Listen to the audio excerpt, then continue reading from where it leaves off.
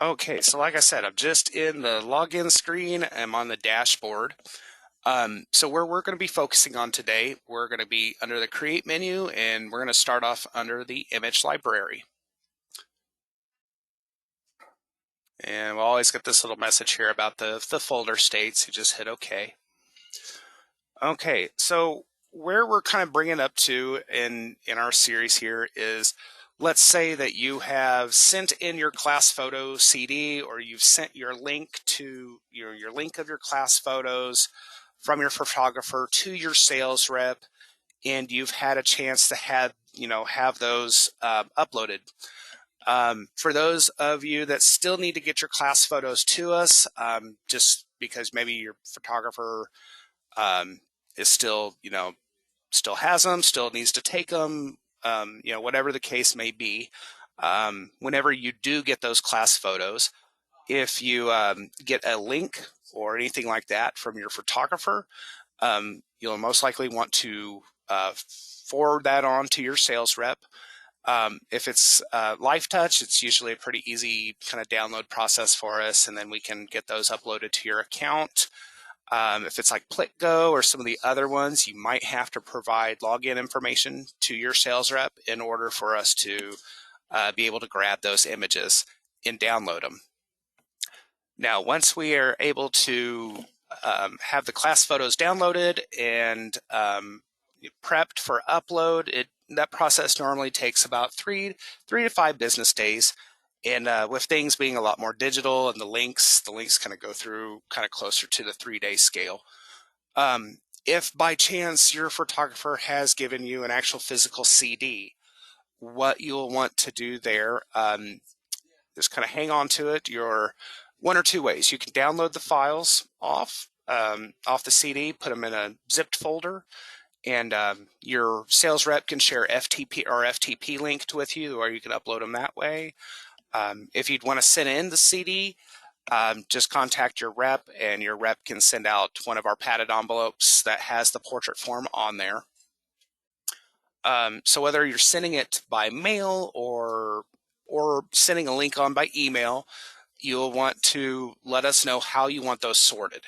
So the 2 sort methods there is by grade, which is everybody in one grade is all under one folder. And then there is by teacher homeroom, in which it's more broken down by individual class. So we're just going to go through here and my demo account, and we're going to pick up to the part that you've just had your class photos uploaded. So what are some of the things that you'll want to do once you get into your account? Once we upload them, you'll get an email notification letting you know your class photos are here, ready for you to check out. Again, you'll come under the Create menu, you'll go to Image Library, and here we are. Your class photos are going to be uploaded, and you're going to find them under the Portrait section. So you're just going to click the arrow right beside here to expand this list to show you what the folders are. My setup right here is more like the teacher homeroom, where it's more broken down by individual class. I still went ahead on my index and put a kind of number here to let me know what grade that was. So if it's like by grade, your folders would be like 03, 05, kind of just more by numbers. Now, once you get in here, one of the first things you'll want to do is, if you have,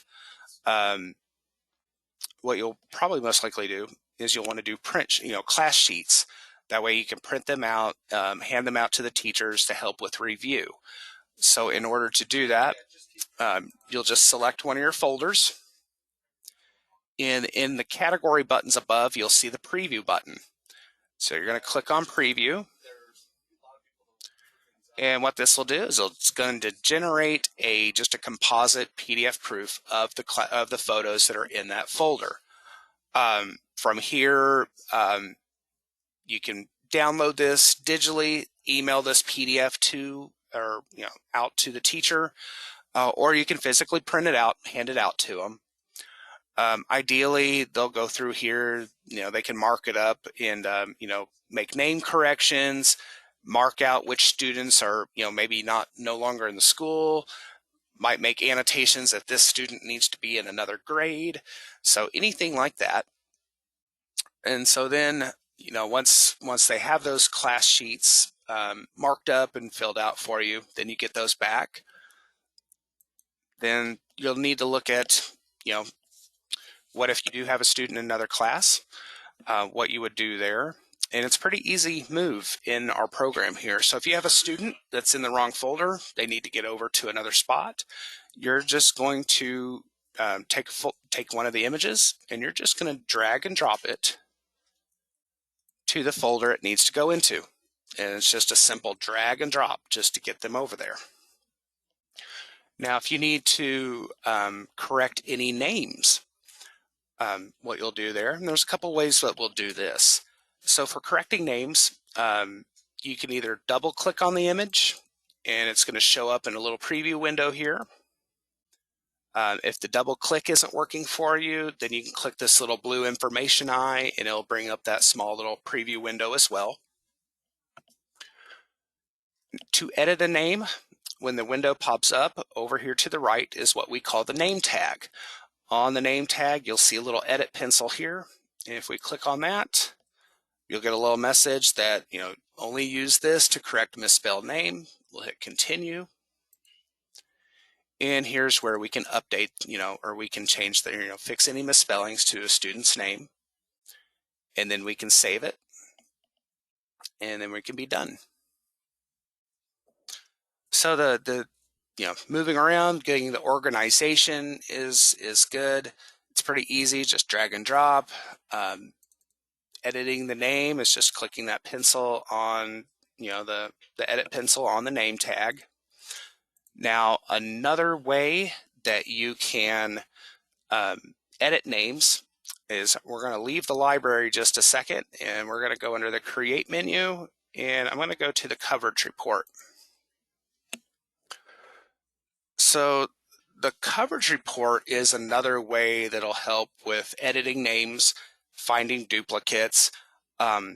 Whenever we upload your class photos by like the index that's on that CD or that link, because usually a lot of photographers will include an index file. And that index file kind of reads this image name belongs to, and there's going to be tied to a student's last name, first name, and some kind of sort info. So when we upload by index, it tags all the names to the photos, but the other process here is all those tagged names are then entered into the coverage report. In here, you're just as easily able to come in here and maybe you need to update someone's name. It's a really quick and easy way to edit those names. You just click in here. Now, any changes that you make here in the coverage report will then automatically update on those tags that are also in the image library, and vice versa. So if you make any changes to a name tag in the image library, it's then going to reflect and show here in your coverage report.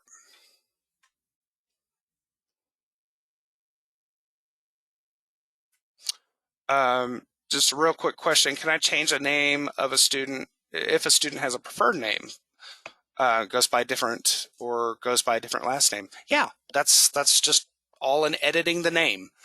So again, you'd be able to easily do that here in the coverage report, or back here in the image library just by pulling up the photo and changing that on the name tag. So yeah, definitely. The more that you make those changes and easier, you'll want to make as many of these changes before we start putting them on class photos. And the reason for that is the more that you kind of can get done ahead of time, the less kind of back and forth. If you flow, find a mistake, have to reset, make the changes, but then, flow again. Oh, I found another one. So the more name editing and that beforehand will help when it comes to actual flowing the images. But that's pretty much as far as they coming in.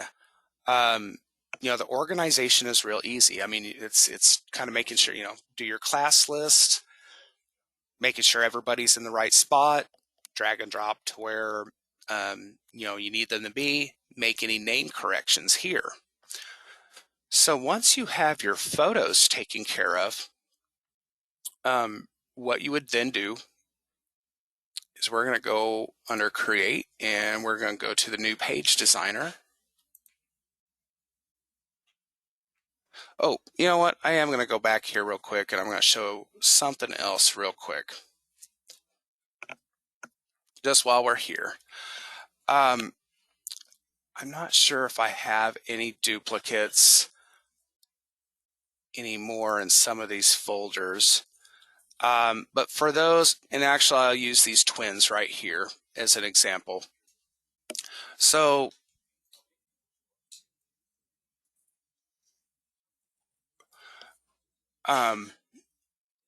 if let's say you have duplicates, in this case I know they're twins, but we're going to be close enough here. So if you're going through and let's say that if there's any makeup pictures or that came in with your class photos, or somehow they're managed to a duplicate, an actual duplicate comes in here. So how do you resolve that? As opposed to deleting an image, what we'll ask you to do, or what let's kind of suggest, is on the photo that you're not using, double click on it so it comes up into the preview window. From here, you're going to go under the details tab, and there's actually a spot here that says use portrait. You're going to change that to don't use portrait, and then you're going to apply changes. Now when we do this, basically it just tells the flow, do not use this image. And the reason you'll want to mark it as do not use as opposed to just deleting the image is that you never know. There's the chance that you may actually have a parent call or contact you and said, hey, I know they had a makeup picture in this one, or maybe this picture is looking to go into the yearbook. Do you think we could get the other picture in place? So in that case, what you would do, if you hadn't flowed the page already, you could come in here and just unmark the one photo. So you could mark the one photo. Whoop. Back to use portrait. And change the other one back to don't use. So it's just an easy way. It allows that image to still be there in case you ever do need it. Because if you delete it, that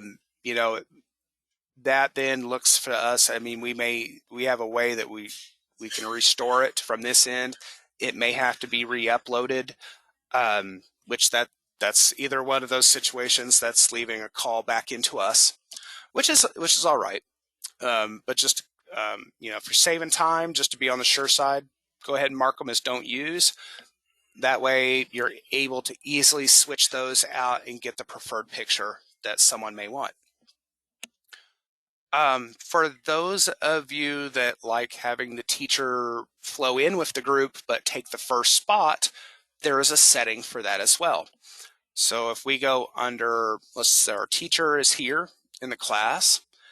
Now while, here, I'm going to go ahead and double click this, bring the teacher up. So if we want the teacher to flow first in the group, we'll go under the details tab. And now we're looking at the third spot down, which is this type. So under the type drop down, you'll see that we have 4 levels here. There is teacher is the top axis. So we're actually going to mark our teacher as teacher so they flow first. Assistant is the next level. And so anyone marked assistant will flow after anyone marked teacher. Then there's student, and then other is last. So if you want your teacher to flow with the group but be at the front, take the first spot, mark them as teacher. We have seen it to where we've had the teacher flow in with the group, but they wanted the teacher at the very last spot. In that case, Since all of the images uploaded to the program are coming in as student, then you'll want to mark that one as other, so the teacher flows at the very last spot. So we're going to go ahead and mark it teacher, hit apply changes, and then done. Now, even though we marked our teacher to flow first, the teacher will always be in alphabetical order here in the image library. It's not until we go to flow this group onto a page to where we'll see that change. So now that we've have our class in order, we've taken care of a duplicate, we have our teacher marked first, let's flow a class page. So I'm going to go under create, I'm going to go under new page designer, and here it brought me up to one of the spreads I wanted here.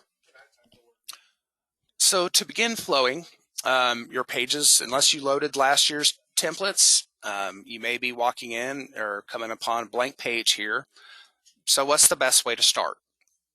Well, there's a couple different ways. The easiest though is I'm going to go under the designs tab over here on the second tab down on your tabs on the left. And I'm going to go under the drop down here.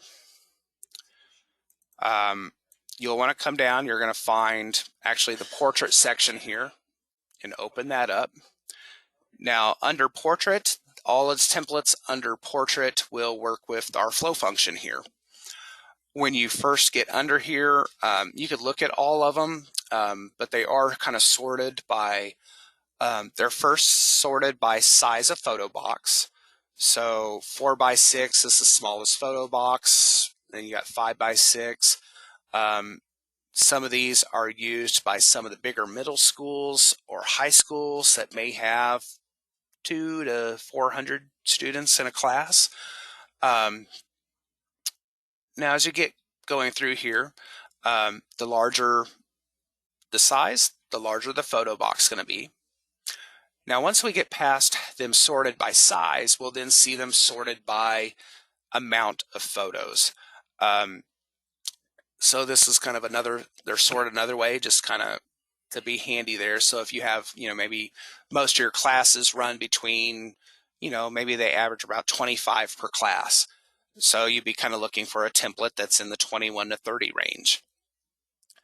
Now, when picking a template, a flow template, especially for your class pages, if you're looking for consistency, like you're wanting to make sure that the photo boxes are the same size for each class all the way through the book, then you'll want to select a template based on your largest class size. And that way that'll ensure consistency, because the flow will take away the extra spots. So let's see here. I'm going to go ahead and I'm just going to grab a template here. And actually, I'm going to go to the flow tab. I know I'm going to flow this Dole class. Oh, they've got 33 images. Okay, so I need to go back up. And I'm going to look in the templates for the 31 to 40 range here. There are many templates here that you can start with. Lots of choices. So once you see something that you do like, just drag and drop that over. You'll get a message. Do you want to retain existing content? Just hit no. And here we go.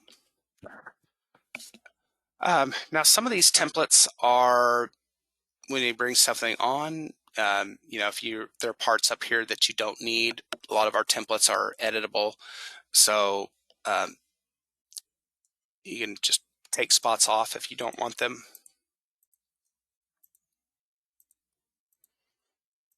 Just to kind of show you. Maybe bring that red bar across. Or do some things like that. A lot of templates do have like teacher spots or a candid spot up at the top there.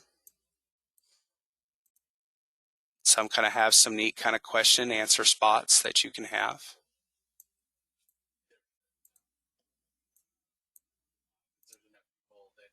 So you can do some stuff like that. All right, so I'm just going to go ahead and start. I'm just going to go ahead and start with this template. Now, before you flow into a template, you'll notice that in the middle of a template here, and we have these little head and shoulder photo boxes here.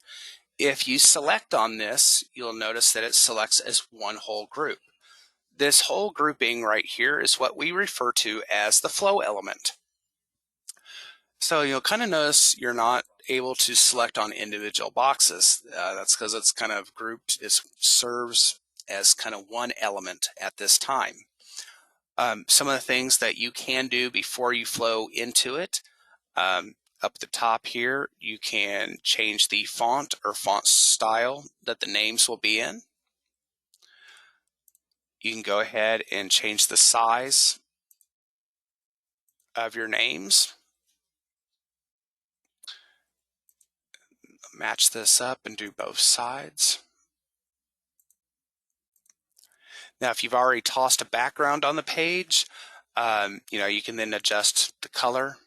So you can adjust the fill to any other color that's there. So if you wanted the names in red or whatever your school colors are, something that complements the background that they're on or contrasts the background that they're on. So I'm going to actually switch both of these back to having the names in black there. Okay. So another thing that you can do is, well, let's say that you didn't want them flowing in just squares. A lot of schools are fine with squares, but maybe let's say you wanted to do ovals or some kind of other shape. So here also on this bar above, you'll have our flow options drop down. And with the flow options drop down, it comes on, it's pinned here, but you can unpin it and kind of move it around. So if you wanted to come down, let's say that instead of squares or that, maybe you wanted to have them rounded corners. So down kind of closer to the bottom of the flow options, you got a little rounded corner. You can round those out. So you can go to 20. So if you want to match the other side, you can select the other flow element and go ahead and tap that in. Or let's say that you didn't want to do rounded corners. Let's say you want to do ovals or something like that. So you go under portrait shape. You can change it to circle, diamond, pentagon, hexagon, octagon, triangle. If I scroll down a little bit more, trapezoid, right angles, right angle triangles, parallelograms. So that kind of looks neat in some cases. And it just depends on if it's a smaller class or that. I am actually going to put these back to rectangle. And oh, it's kept it on the, okay. So I'm going to put this back to rounded corners. Another thing I can do here is, let's say that I want to go ahead and put a thin little border around the pictures. We're going to use the stroke drop down right here. So the point size on the stroke, so if you start with like a 2-point, it's pretty average in a lot of cases. Just the higher, the larger the point number, the thicker that the stroke will be. I'm actually going to take that back down to 1 here. All right, so now that we've kind of made some adjustments for our template, before we can flow, what we'll need to do is go up and save. So anytime you make any adjustments to your flow element, change name, style, font style, color, any changes, make sure you go up here to hit save. Just when you get to the flow tab, then it'll ask, it'll say that you don't have enough positions, and it may make it look like you're not ready to set up to flow or anything. So again, just if you make any changes to your flow element, just make sure you hit save before you come over here to the flow tab. So now that we're on the flow tab, we'll kind of work our way down just a little bit. So the first part here is add a flow element. So you are able to drop one of these on and use the flow options drop down to kind of make um, you know, change your columns, your rows, and set up something like this. But since we used a template, we're already past to this part right here. So we can just come down, pick a category, this is one of our portrait categories that we have. So I'll go with this one. Name format. This is how the names will come onto the page. It defaults to first, last. Then there's also, first, middle, last, and in the rare event, you have middle names on these. Usually we most of the time we see first, last, or we see last, first. So I'm just going to keep first, last here. We're going to see that it's going to give us the amount of pages. So in this case, it's 33. We got 33 that need to go onto these pages. And then we come down to our start and stop. Now, if this is a class that's going on a single page, you'll want your start and stop to be the same. And that's all this start and stop is. It's start page and stop page. If you have, let's say you have a large class that may go over onto 2 pages or 3, just depending if it's a middle school, or maybe just have a large class that year that they go over. Or maybe maybe it's like an 8th grade, or maybe it's a graduating class, or one of those transition classes where they'll go on to a middle school or a junior high the next year, or or maybe it's your graduating class and you want those photos to be bigger, and you will have them flow across a few pages. You'll just want to make sure that you'll have a template on every one of those pages, and then when you go to do your flow, you'll want to change your stop to be whatever that page is. So let's just say that, what if I had this going on 2 more pages to where this group flowed over 4 pages, then I want that to be my stop to be at page 17. So always check your start and stop here. So in this case, I'm only flowing them to the left side here, only flowing them to 1 page. So I got my start and stop at 14. It's going to tell me I've got 35 available positions. So if this spot right here, if there's anything that is not set up right, or maybe you didn't hit save, or maybe the page range isn't right, it will show in red, letting you know that something's not right here, and I'm not gonna it's not gonna let you flow. Just make sure you have enough positions. Your start and stop is good. If everything checks out, it's going to be lit up in white here. And then the next thing to do is actually just to come on down and click on the little teal flow button. And that's going to take the students and drag and drop them into the template all at one time. Now, as you see here on the page, got a couple of X's here. So that's just letting us know that those particular names are too large for the photo box that is there. So there are some adjustments you can do after you're flowing, but you'll want to make sure that you're completely done flowing. I'm going to show that just in a second, but so let's see that the flow took away the extra spots here. Now let's say, for example, that maybe this was either you caught something, you have a duplicate that you caught, you fixed a misspelling you didn't catch, and you need to make any corrections. You need to pull the students back out. So if you catch a mistake in your flow, you need to pull everybody back out. All you need to do is just come back over to the flow tab. We're going to go under the category, make sure you got that same category pulled up. Now this time, down below and next to the flow button, you'll see a reset button. And clicking reset is just going to bring everybody back out. So that at this point, with everybody back out, you would then go and make those changes in the library, and then you'd come back, and then you could flow everybody back in. All right. So now let's address these red X's that are here. And like I said a moment ago, all that this red X means is that the name is too large for the photo box, that it's there. So we can make some individual adjustments. One way to do that is after they're flowed in, we're going to select the flow element here, and we're going to go under the flow options drop down.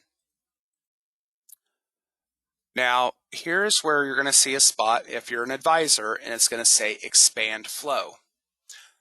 So the only way to fix that red X is to expand the flow.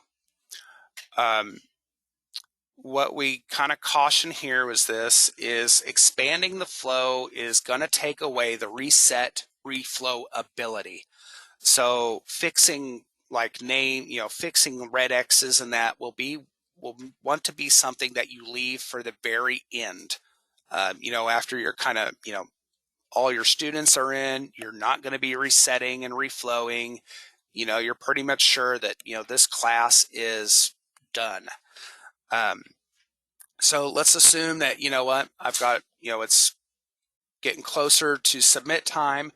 Everybody's in. I'm not making any more changes to this class.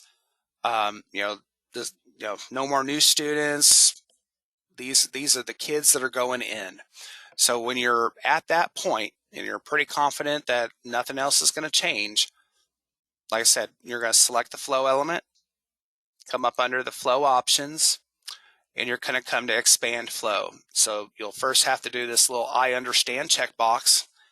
And again, that's just letting you know that this is taking away the reset reflow ability.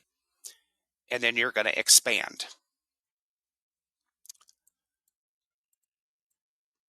Now that they're expanded, you're able to click and format these individually. So I'm going to zoom in here. So here's one or two ways we can do it. Usually with the red X in the names, it's just usually coming in and making an adjustment to the box, either making it a little bit longer. You could, if you wanted the name to be on 2 lines, you could have made that deeper.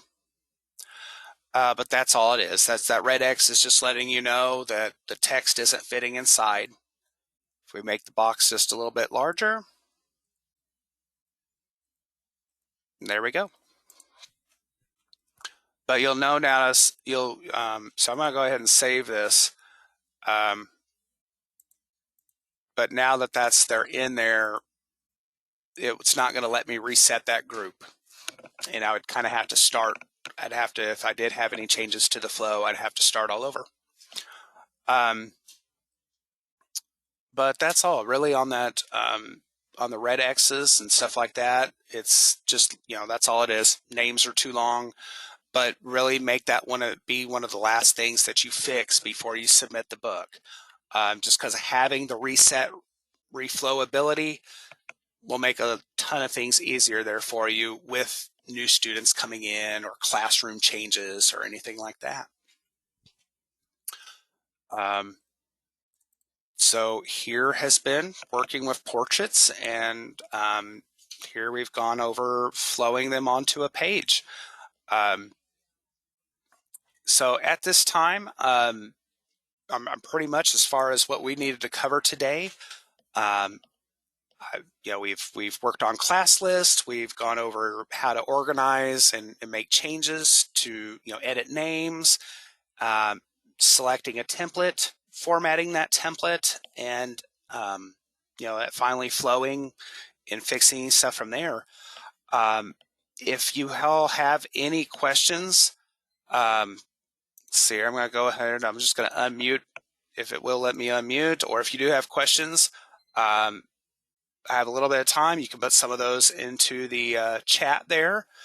And if it's anything overflowing or what we covered, I'd gladly love to address those for you.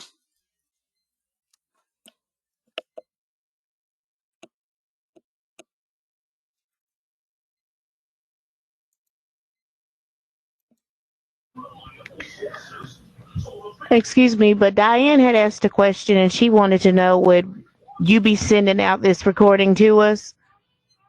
Yes, this is recorded, and yes, anyone that signed up will get a link or get a link here when we post this.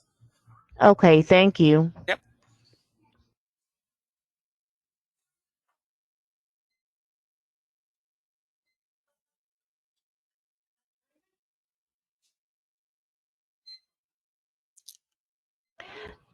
One more quick question. When you showed us the expand, is that the only way, the only option of correcting the red X's, or could you just have changed the font on just that one box, or would you still have to expand?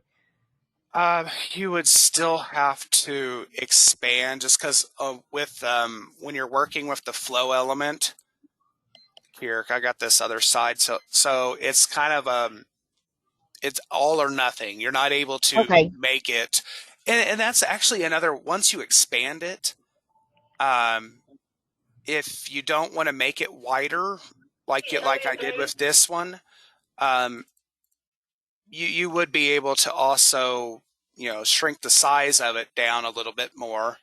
Um, it might be off, but either way, when you make that fix, it would have to be expanded to make that.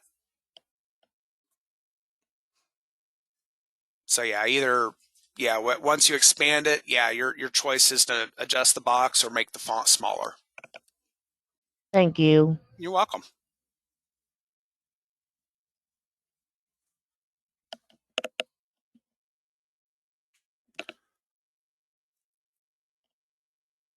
All right.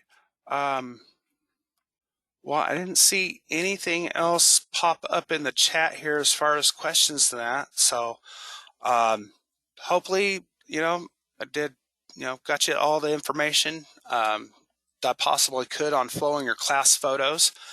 Um, so I think we might be good to go ahead and kind of wrap this up for today. So thank you very much, everyone that joined. Thank you for joining us this afternoon. Really hoping that the demonstration of these functions, related to portrait pages, should eliminate some of the trial and error that can occur, when working on the yearbook.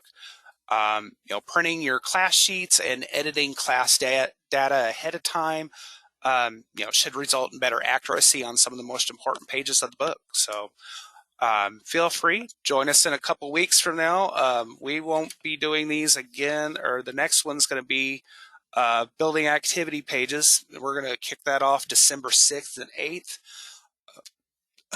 So we'll have the same one is going on Thursday, but we're going to take some time off there over Thanksgiving. So everyone have a happy Thanksgiving, and we will see you later. So take care, everyone. Thanks again for joining us.